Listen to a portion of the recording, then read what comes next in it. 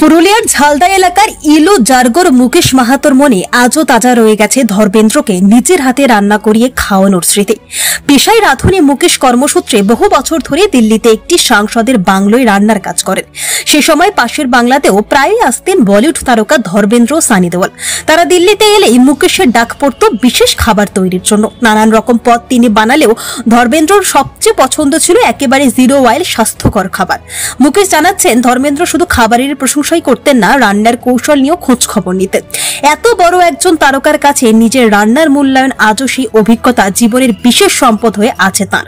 বলিউডের হিম্যানের প্রয়াণে গোটা দেশ যখন শোকে মুহ্যমান, ঠিক তেমনই ব্যক্তিগতভাবে ভেঙে পড়েছেন মুকেশও। তাঁর কথায়, যার হাতে রান্না খেয়ে হাসি মুখে আশীর্বাদ করতেন, সেই মানুষটা আর নেই, ভাবতেই মনটা কেঁদে ওঠে।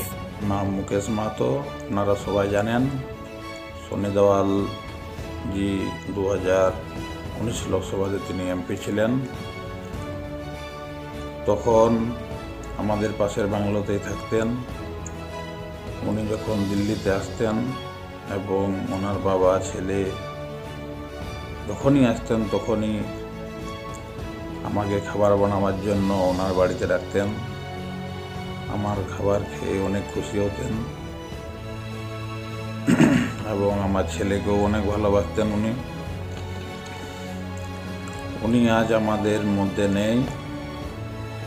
ওটা শুনে আমার খুব খারাপ লেগেছে, তবে এটাই খুব ভালো বিষয়, আমি ওনাকে সেবা করতে পেরেছি।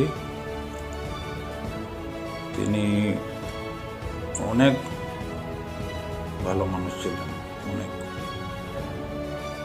নিজের মতো তিনি করতেন আমাকে। তাই আমার খুব খারাপ লেগে গেছে, কিন্তু সেবা ওর আমি করতে পেরেছি। আমার নাম মুকেশ মাহাতো, জেলা পুরুলিয়া,